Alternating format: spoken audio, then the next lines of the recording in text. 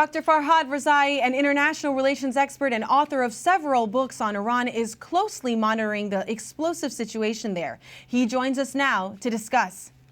It's so great to have you here. You do research for the Philos Project, which advocates for pluralism and positive Christian engagement in the Near East.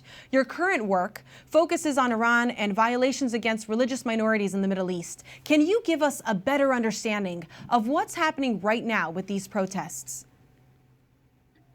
Well, thank you very much for having me. As you just mentioned, the nationwide protest sparked primarily after the tragic death of Montse Alvarado, a 22-year-old Kurdish girl who was arrested by the Islamic Republic's chastity police for not wearing the mandatory hijab.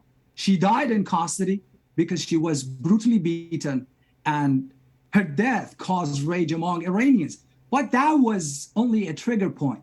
Iranians are unhappy with 43 years of the regime's corruption, kleptocracy, and discrimination against minorities, including women.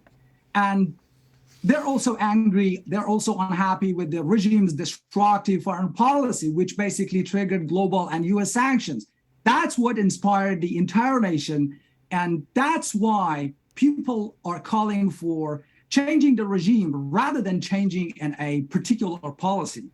Well, this is not only about women. There are very few women in Iran's parliament. Women are still very much second-class citizens. They're forced into marriages. They have no recourse as victims of domestic violence, and there are very much tight restrictions on acceptable clothing.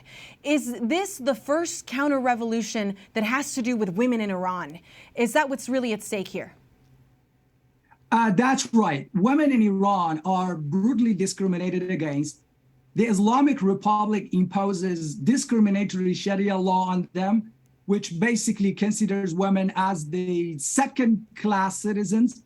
And this law basically allows the regime to have control over the woman's body, to control over their clothes and their thoughts. So no state should have the right to decide what a woman should do or where or how she should dress. So, as you just mentioned, this is the first revolution in Iran and probably in the whole world that is led by women, because they are the one who are suffering the most.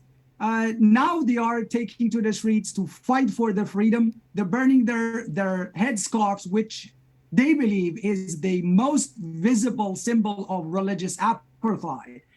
And it's really important for the free world, especially the United States, to support the women of Iran, to increase pressure on the Islamic Republic, and to hold those people responsible, those who are using violence against women, to hold them responsible and to hold them into account. Do you see these protests as a launching point for change in Iran? It's not just about women.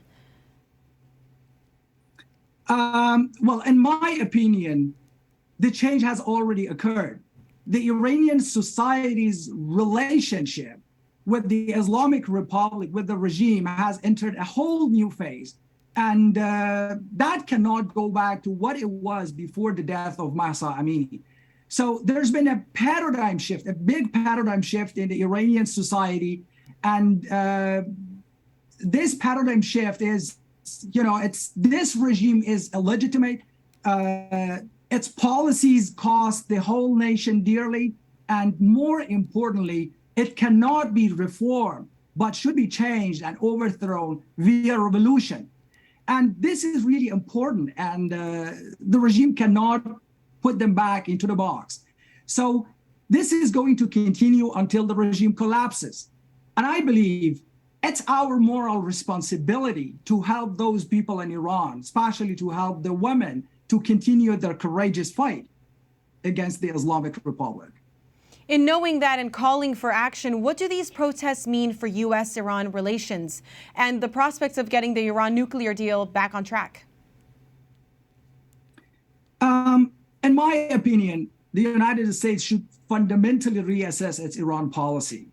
Making a deal with the Islamic Republic, especially at this time, when having such a terrible human rights record, is a very bad idea.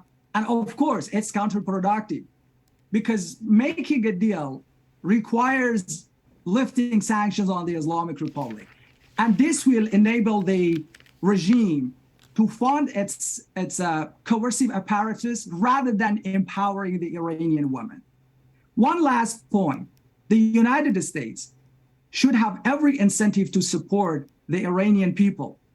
For 43 years, Washington has been waiting for this moment, for the moment that Iranians would cease to believe that America is their greatest enemy. That moment is right now. Iranian protesters are shouting, they are lying that our enemy is America. Our enemy is right here. So I believe Biden administration should seize this moment. It's a worthwhile call to action. Thank you so much for joining us. Thank you very much for having me.